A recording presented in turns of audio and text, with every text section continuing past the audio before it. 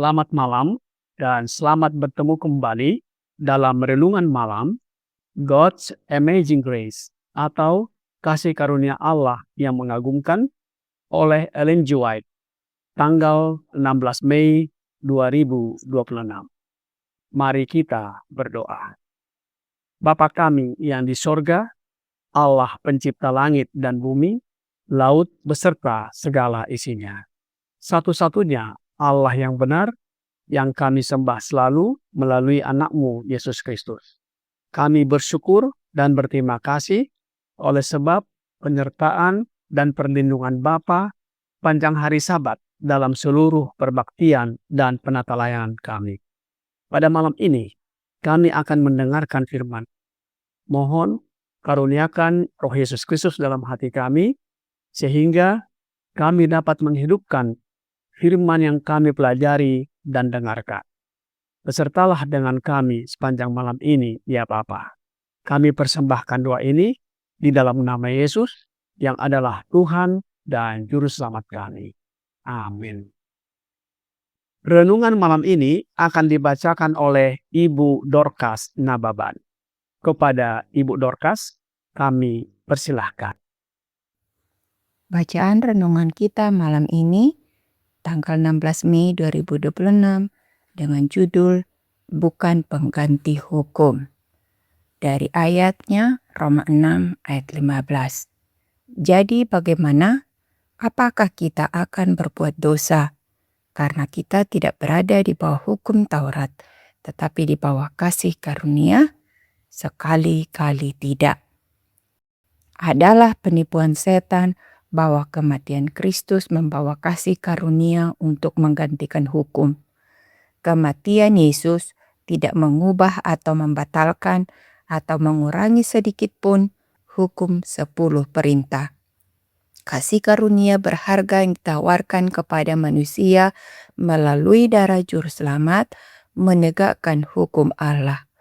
Sejak kejatuhan manusia, pemerintahan moral Allah dan kasih karunia-Nya tidak dapat dipisahkan. Keduanya berjalan beriringan melalui semua zaman.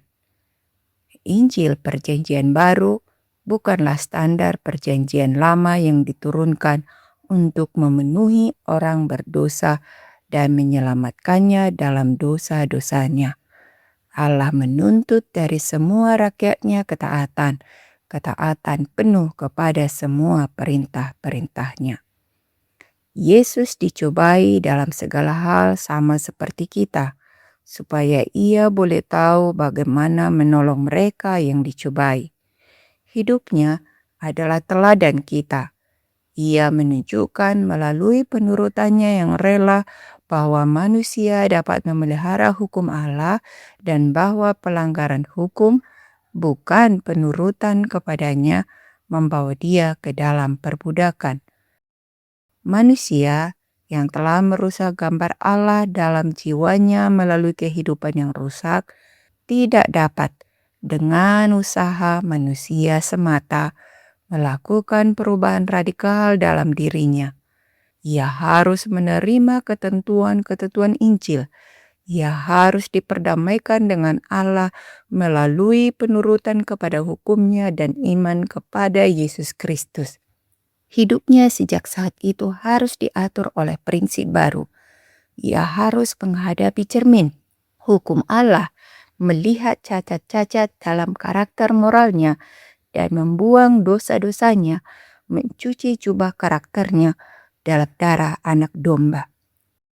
Pengaruh pengharapan Injil tidak akan membawa orang berdosa untuk memandang keselamatan Kristus sebagai masalah kasih karunia cuma-cuma, sementara ia terus hidup dalam pelanggaran hukum Allah. Ketika terang kebenaran terbit di pikirannya, dan ia sepenuhnya memahami persyaratan Allah dan menyadari luasnya pelanggarannya, ia akan memperbaiki jalannya menjadi setia kepada Allah melalui kekuatan yang diperoleh dari juru selamatnya dan menjalani kehidupan baru dan lebih murni. Demikian bacaan renungan malam kita. Tuhan Yesus memberkati. Terima kasih atas penata layanan Ibu Dorcas. Tuhan Yesus memberkati. Saudara-saudari dalam Yesus Kristus. Rasul Paulus menegaskan bahwa kasih karunia, yaitu kebaikan dan kemurahan hati Allah yang diwujudkan melalui karunia atau pemberian Yesus Kristus, bukan merupakan izin untuk hidup dalam dosa. Banyak orang mengira bahwa setelah Yesus mati di kayu salib, hukum Allah tidak lagi berlaku. Alkitab menunjukkan bahwa kasih karunia dan hukum bekerja bersama untuk menyelamatkan manusia. Kristus datang bukan untuk menghapus hukum, tetapi untuk menggenapinya dan memulihkan manusia kepada penurutan 10 hukum Allah. Matius 5 ayat 17. Tipuan setan lainnya adalah hanya dengan iman kepada Yesus kita sudah diselamatkan dan tidak perlu lagi memelihara 10 hukum Allah. Oleh sebab itu, Rasul Paulus dengan jelas menyajikan hubungan antara iman dan 10 hukum di bawah perjanjian baru. Ia berkata di dalam Roma 5 ayat 1, Roma 3 ayat 31, dan Roma 8 ayat 3 dan 4. Sebab itu, kita yang dibenarkan karena iman, kita hidup dalam damai sejahtera dengan Allah oleh karena Tuhan kita, Yesus Kristus.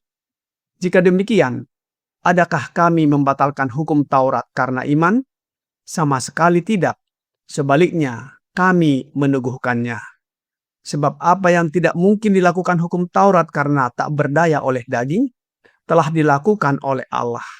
Dengan jalan mengutus anaknya sendiri dalam daging, yang serupa dengan daging yang dikuasai dosa karena dosa.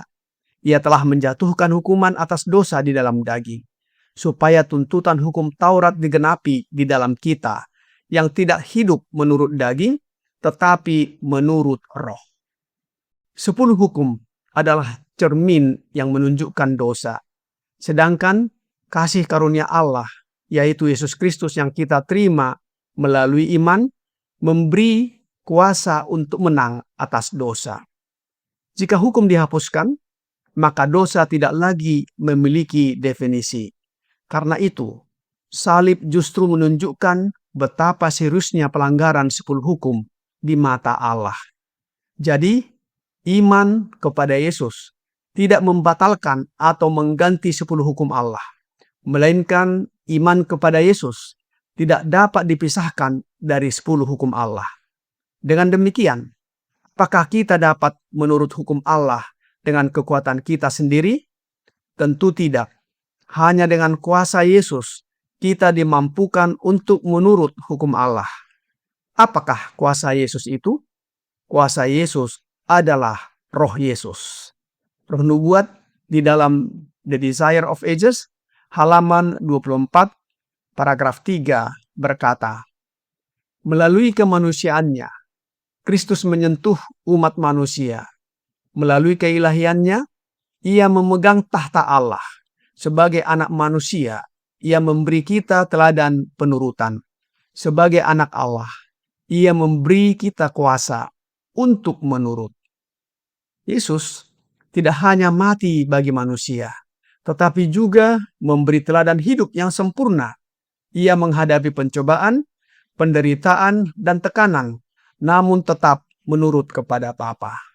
Melalui hidup Kristus, yang adalah Roh Kristus, kita dimampukan menurut kepada hukum Allah dan melihat cacat-cacat dalam karakter, moral, membuang dosa-dosa, serta mencuci jubah karakter, sehingga kita hidup suci, murni, dan setia kepada Allah. Oleh sebab itu, Rasul Paulus di dalam ayat inti renungan malam ini, Roma 6 ayat 15 berkata, "Jadi bagaimana? Apakah kita akan berbuat dosa karena kita tidak berada di bawah hukum Taurat, tetapi di bawah kasih karunia? Sekali-kali tidak."